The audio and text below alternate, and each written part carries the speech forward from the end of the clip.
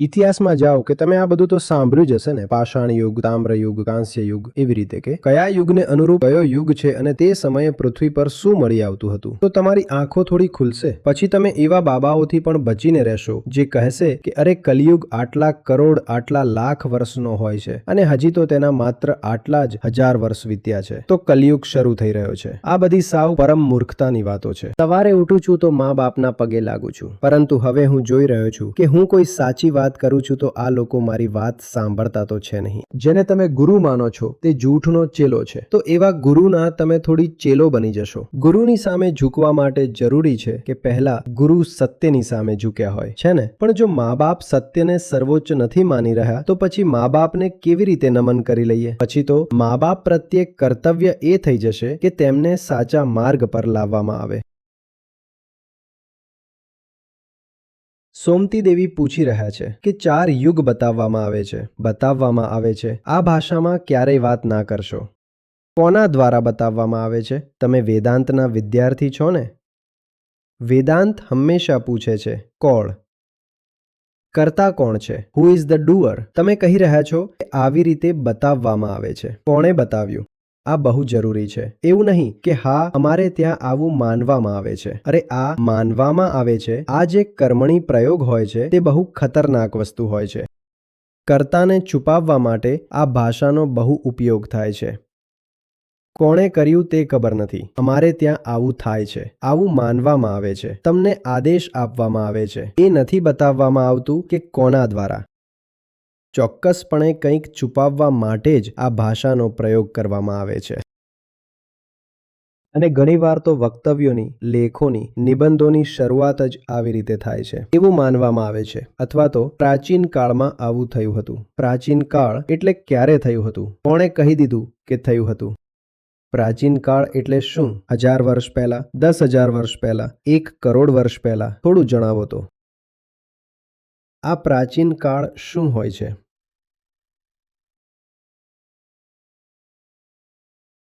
એવી જ રીતે સૃષ્ટિના 4 યુગ બતાવવામાં આવે છે. કોણે બતાવ્યા? ક્યાં લખ્યા? જ્યાં લખ્યા છે પહેલા તમે તે સ્ત્રોત લઈને આવો અને જેવું તમે તે સ્ત્રોત તપાસ કરશો તેટલી જ ઘણી વાતો તમને પોતાની મેળે જ સમજાવવા લાગશે. યુગોનો જેટલો સમયગાળો બતાવવામાં આવે છે કે આ યુગમાં આવું હતું, તે સમયે તો પૃથ્વી પર ડાયનાસોર હતા. તો નિશ્ચિત રૂપે આ વાત વધુમાં વધુ સાંકેતિક હોઈ શકે છે, પ્રતિકાત્મક હોઈ શકે છે. પૃથ્વી પર જેને આપણે માણસ કહી શકીએ સારી રીતે કે ભાઈ આ માણસ છે, જંગલનું પ્રાણી નથી. તે માણસ મુશ્કેલીથી 70,000 વર્ષ પહેલા આવ્યો છે. તો ક્યાં તમે યુગોની વાત કરી રહ્યા છો કે આટલા લાખ વર્ષ પહેલા, આટલા કરોડ વર્ષ પહેલા? આટલા કરોડ વર્ષ પહેલા તો પૃથ્વી પર ખબર નહીં કયા જંગલી જાનવરો ફરી રહ્યા હતા. માણસ તો હતો જ નહીં. આપણે જે છીએ હોમો સેપિયન્સ તે બહુ તાજી વસ્તુ છે. તે હમણાં જ આવી છે. અને 70,000 વર્ષ પહેલા પણ જ્યારે આપણે પણ કહીએ છીએ કે જેને તમે માણસ કહો છો તે જે જીવ હતો 70,000 વર્ષ પહેલાનો, જેને માણસ માની શકાય કારણ કે માણસ એટલે જે વિચારવાનું શરૂ કરે, તો તેણે ત્યાં સુધી તો હજી નવું વિચારવાનું શરૂ કર્યું છે. નવી ચેતના આવી છે. આપણે માણસ હવે કોઈ નાગો પૂગો જંગલમાં ફરતું હોય, કપડાં પહેરવાનું પણ ના જાણતું હોય, તેને તો તમે માણસ નહીં કહો. તો એ માણસ એવો છે જે વિચારી શકે છે, જે કપડાં પહેરવાનું શરૂ કરી રહ્યો છે, જે સંવાદ કરી શકે છે. તે માણસ જ પૃથ્વી પર બસ થોડા 1000 વર્ષ પહેલા આવ્યો છે. તો ક્યાં તમે આ લઈને બેસી જાઓ છો કે સતયુગમાં આ થતું હતું, ત્રેતામાં આવું હતું, દ્વાપરમાં આવું? શું આ લઈને બેસી જાઓ છો? જરૂર તે વાતોનો કોઈ બીજો અર્થ હશે, કોઈ સાંકેતિક અર્થ હોય શકે છે અને સાંકેતિક અર્થ તમે શોધી લો, પણ તે વાતોનું કોઈ ઐતિહાસિક મહત્વ નથી.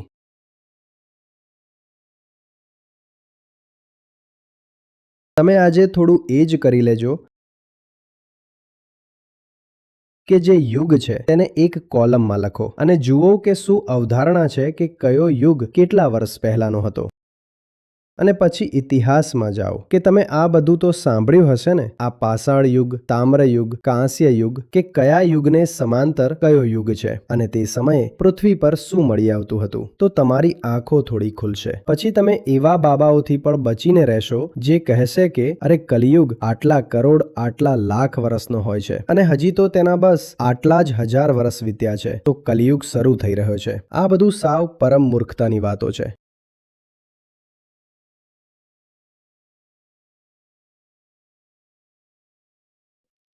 અને આના પર ઘણું બોલેલું છે. તમે યુગ, કલિયુગ આ બધું સર્ચ કરશો તો તેના પર મેં પહેલા ઘણીવાર બોલેલું છે, તમને મળી પણ જશે.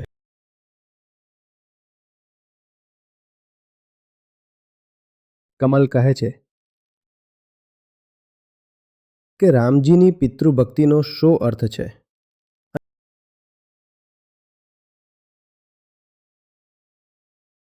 અને આપણે શું અર્થ સમજીએ જ્યારે કહેવામાં આવે છે કે પ્રાતઃકાલ ઉઠી કઈ રઘુનાથા, માતુ પિતા ગુરુ નાવહી માથા. બોલ્યા કે આવી વાતો સાંભળીને અને ગામમાં રામાયણ થાય છે તો હું પણ આ જ બધું કરતો હતો. અત્યાર સુધી એ વાત માનું છું કે સવારે ઉઠું છું તો મા બાપના પગે લાગુ છું. પરંતુ હવે હું જોઈ રહ્યો છું કે હું કોઈ સાચી વાત કરું છું તો આ લોકો મારી વાત સાંભળતા તો છે નહીં, અને તમારા વિશે અને તમારા કામ વિશે જણાવું છું તો તેમને કોઈ લેવા દેવા નથી. આવા સમયે શું કરવું આચાર્યજી, માર્ગદર્શન આપો. સ્મૃતિ ગ્રંથ છે રામચરિતમાનસ, હે ને? અને બધા સ્મૃતિ ગ્રંથો આદરણીય હોય છે. ત્યાં જે વાતો લખી છે તે બધી મહત્વની હોય છે. તેમને સાંભળવી જોઈએ, સમજવી જોઈએ. સારી વાત છે. પરંતુ ભૂલવું ના જોઈએ કે સ્મૃતિ એ અંતિમ વાત નથી હોતી. સ્મૃતિથી ઉપર શ્રુતિ હોય છે. તો સ્મૃતિની બધી વાતો માનવાની હોય છે, પણ તેમની ઉપર એક શરત લગાવીને કે સ્મૃતિમાં જે કંઈ પણ કહેવામાં આવી રહ્યું છે તે શ્રુતિની વિરુદ્ધ ના જતું રહે. અને શ્રુતિ કહે છે કે માથું તો નમન અંતમાં સત્યની સામે જ હોવું જોઈએ. જો તમારે શીશ નમાવવું છે તો અંતમાં તો સત્યની સમક્ષ જ કરવાનું છે. આ શ્રુતિ કહે છે. અને સ્મૃતિ કહી રહી છે કે પ્રાતઃકાલ ઉઠી કઈ રઘુનાથા, માતુ પિતા ગુરુ નાવહી માથા. સ્મૃતિ કહે છે કે માતા પિતા ગુરુની સામે માથું નમાવી દો. તો શ્રુતિ કહે છે સત્યની સામે ઝુકાવી દો. સ્મૃતિ કહે છે માતા પિતા ગુરુની સામે ઝુકાવી દો. તો આ બંને વાતોને એક સમાન કેવી રીતે કરવી? આ બંને વાતોને સંગતિમાં કેવી રીતે લાવવી? એલાઇન કેવી રીતે કરવી? તો આ વાતો ત્યારે જ એલાઇન થઈ શકે જ્યારે માતા પિતા ગુરુ સત્યની સાથે એલાઇન હોય. તો સ્મૃતિએ કહ્યું માતા પિતા ગુરુને માથું નમાવો, શ્રુતિએ કહ્યું સત્યને માથું નમાવો. અને આપણને ખબર છે કે સ્મૃતિએ શ્રુતિની પાછળ પાછળ જ ચાલવું પડશે. પછી ભલે તે પુરાણ હોય કે રામાયણ હોય કે રામચરિતમાનસ હોય, તેને ઉપનિષદની વાત માનવી પડશે. અને દુનિયામાં જે પણ વાત કહેવામાં આવી હોય અને ઉપનિષદની વાત નથી માની રહી, જે પણ વસ્તુ ઉપનિષદની વાત નહીં માને, દુનિયાની કોઈ પણ વસ્તુ હોય, કોઈ પણ વાત હોય, તે વાતને આપણે અસ્વીકાર કરી દઈશું. આ જ શ્રુતિ ધર્મ છે. આ જ વૈદિક ધર્મ છે. તો માતા પિતા ગુરુની વાત બિલકુલ માનવાની છે. અને શ્રુતિ કહી રહી છે કે ના, સત્યની વાત માનવાની છે. તો માતા પિતા ગુરુની વાત ત્યાં સુધી માનવાની છે જ્યાં સુધી તેઓ પોતે સત્યની વાત માની રહ્યા હોય. માતા પિતા ગુરુની સામે ઝૂકવાનું છે જ્યાં સુધી માતા પિતા ગુરુ સત્યની સામે ઝૂકી રહ્યા હોય. જેને તમે ગુરુ માનો છો તે જૂઠનો ચેલો છે. તો એવા ગુરુના તમે થોડી ચેલો બની જશો. ગુરુની સામે ઝૂકવા માટે જરૂરી છે કે પહેલાં ગુરુ સત્યની સામે ઝૂક્યા હોય, હે ને? નહીંતર એવા ગુરુની સામે ઝૂકવું તો સત્ય પ્રત્યે દ્રોહ થઈ ગયો. કારણ કે અંતમાં તો તમારે સત્યની સામે જ ઝૂકવાનું છે. હવે એવા ગુરુની સામે ઝૂકી રહ્યા છો જે સત્યની સામે ઝૂક્યા નથી, તો તે તો પછી તમે બહુ મોટી ગરબડ કરી દીધી. આ જ વાત મા બાપ પર લાગુ પડે છે. મા બાપની સામે નિશ્ચિત રૂપે ઝૂકવાનું છે જ્યાં સુધી મા બાપ સત્યની સામે ઝૂકેલા હોય. મા બાપ બિલકુલ સર્વોચ્ચ છે જો મા બાપ સત્યને સર્વોચ્ચ માનતા હોય. પણ જો મા બાપ સત્યને સર્વોચ્ચ નથી માની રહ્યા તો પછી મા બાપને કેવી રીતે નમન કરી લઈએ? પછી તો મા બાપ પ્રત્યે કર્તવ્ય એ થઈ જશે કે તેમને સાચા માર્ગ પર લાવવામાં આવે. તેમની બતાવેલી રાહ પર ના ચલાય, પરંતુ તેમને સાચી રાહ પર લાવવામાં આવે. માતૃ ઋણ, પિતૃ ઋણ, ઋણ આપણે આ બધું કહીએ છીએ ને, દેવ ઋણ. તો જો મા બાપ જ રાહથી ભટકેલા હોય ત્યારે તો માતૃ ઋણ, પિતૃ ઋણ એવી રીતે જ ચૂકવાય છે કે મા બાપને પકડીને રાહ પર લઈ આવો. કિરણજી છે.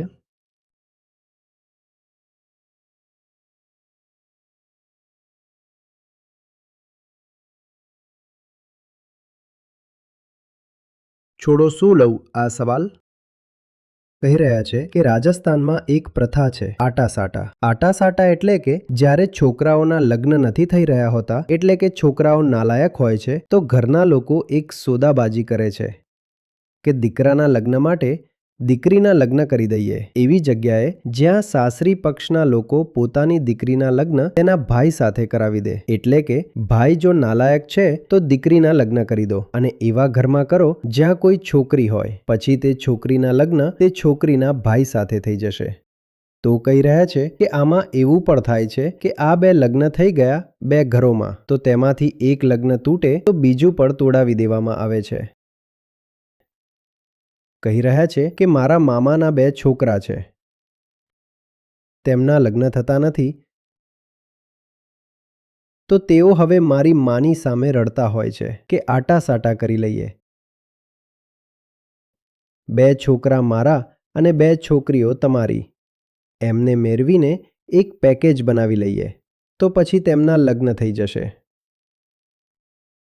કહી રહ્યા છે કે હું તો સ્વીકાર નહીં કરું તો કોઈ રીતે બચી જઈશ. પણ ઘણી છોકરીઓ છે જેમણે આ કારણે આત્મહત્યા કરી લીધી અને કેટલીક છોકરીઓ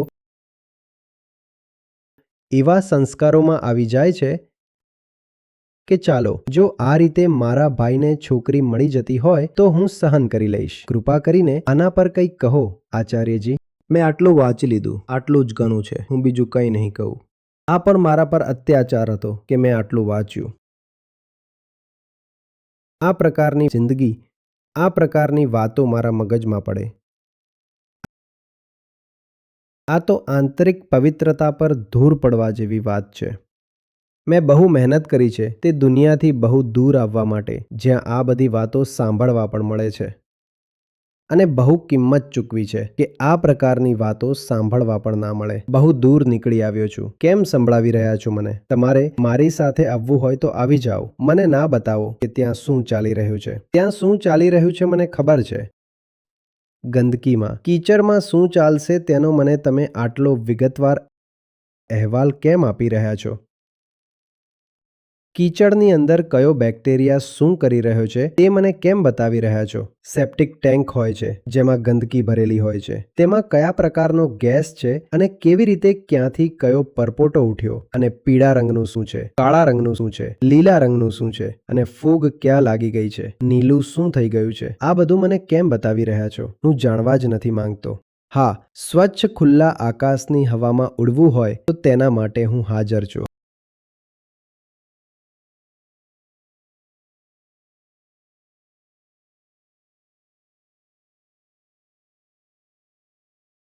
તમારા બધાના પ્રશ્નોમાં એક સમાન વાત છે. તમે બહુ આત્મકેન્દ્રિત લોકો છો.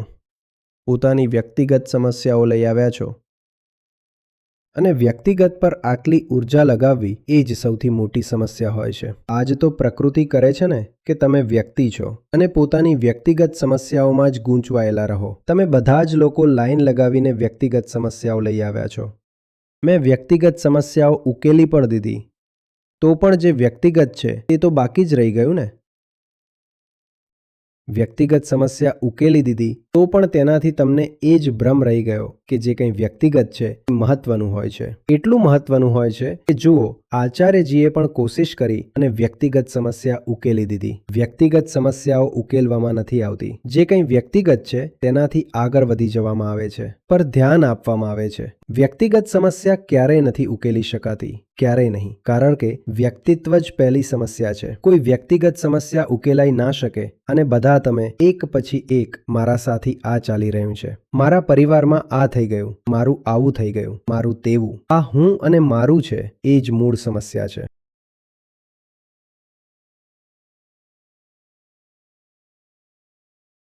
હું પણ તમારી સાથે ઘણી વાતો કરું છું, સમસ્યાઓની, પડકારોની. તેમાં કોઈ મારી વ્યક્તિગત સમસ્યા હોય છે શું? મારું શર્ટ ફાટી ગયું, મારું વજન વધી ગયું, મારી ચંપલ ખોવાઈ ગઈ. હું તમારી પાસે આવું છું આ વાતો કરવા માટે? મારી પણ હોઈ શકે છે વ્યક્તિગત સમસ્યાઓ, કેમ નહીં હોય? મારી પણ વ્યક્તિગત સમસ્યાઓ હોઈ શકે છે ને? અથવા કોઈ મારી પાસે બેઠું હોય જે ગંધ મારતું હોય, આ મારી વ્યક્તિગત સમસ્યા છે. બિલકુલ છે. પણ હવે હું સત્રમાં તમારી સાથે એ થોડી 2 કલાક આ જ વાત કરીશ કે આસપાસ ગંધ કોણ મારી રહ્યું છે, શું થઈ ગયું, શું છે, દેડકો કેમ ડ્રાઉ ડ્રાઉ કરી રહ્યો છે. આ વાતો કેમ કરું તમારી સાથે? હું સાંભળવા લાયક છું. તમે મને સાંભળો છો. તમે મને શ્રેય આપો છો, સન્માન આપો છો. એટલા માટે આપો છો કારણ કે હું મારી વ્યક્તિગત મૂંઝવણોમાં ગૂંચવાયેલો નથી. હશે મારી પાસે પણ હું તેમને બાજુ પર મૂકીને તમારી સાથે જરા આગળની વાત કરવા આવી જાઉં છું. અને આ જ મારો સંદેશ છે. વ્યક્તિગત સમસ્યાઓ ક્યારેય નથી ઉકેલાવાની. છેલ્લી વ્યક્તિગત સમસ્યા હશે મૃત્યુ. કોઈ ઉકેલી શક્યું છે? તે પણ એક વ્યક્તિગત સમસ્યા છે, બહુ મોટી. અને એમ જ મરી નથી જવાતું. મરતા પહેલા 5-7 બીમારીઓ લાગશે. 5-7 વર્ષ અહીં તહીં લટકેલા રહેશો, પછી મરશો. કોઈ ઉકેલી શકે છે આ બધી વ્યક્તિગત સમસ્યાઓ? વ્યક્તિગત સમસ્યાઓ ક્યારેય નથી ઉકેલાવાની. પ્રકૃતિ, આ શરીર જ સમસ્યાઓ પેદા કરે છે ગર્ભથી. વ્યક્તિગત સમસ્યાઓ જ્યારે સામે આવે ને તો તેમની ઉપેક્ષા કરવામાં આવે છે કે સારું, ઠીક છે, થઈ ગયું. માથું દુખે છે, કોઈ વાંધો નહીં. સમજાય છે કે માથું દુખે છે, ઠીક છે, કામ કરવા દો. હા, ભૂખ લાગે છે, સમજાય છે, 2 કલાક રાહ જોઈ લો. કામ કરીને પછી જમીશું. હા, જમીશું. હા, ઊંઘ આવે છે, થાક લાગે છે, જે પણ થઈ રહ્યું છે. કોઈ દિલ તોડી ગયું છે, આશાઓ પૂરી નથી થઈ. આ બધી વ્યક્તિગત સમસ્યાઓ છે. એકે દિલ તોડ્યું છે, તમે હવે મલમ લેવા આવી જશો. હું મલમ આપી પણ દઈશ. ફરીથી કોઈ દિલ તોડી નાખશે, કારણ કે જે વ્યક્તિ છે તે તો વારંવાર આશા રાખશે અને આશાઓ ક્યારેય પૂરી થશે નહીં. તો દિલ તૂટતું જ રહેશે. વ્યક્તિગત સમસ્યાઓ પૂરી રીતે ક્યારેય નહીં ઉકેલાય. હા, તમે તમારા વ્યક્તિત્વનું અતિક્રમણ કરી શકો છો. તમે કહી શકો છો કે આ જે વ્યક્તિ છે તેને હું સમષ્ટિને સમર્પિત કરું છું. હું બહુ ધ્યાન નહીં આપું કે મચ્છર બેઠું છે, ખંજવાળું છું. ઠીક છે, મચ્છર બેઠું છે, ઉડાડી દો. બીજું શું કરશો? રડવા થોડા બેસી જશો? કેટલા સમય સુધી આ વાતનો આપણે માતમ મનાવીએ કે ઘૂંટણમાં દુખાવો થઈ રહ્યો છે કે કોઈ આવીને કંઈક પૈસા લૂંટી ગયું? જ્યાં સુધી જિંદગી છે આ બધું ચાલશે, તેની બહુ વાત નથી કરતા.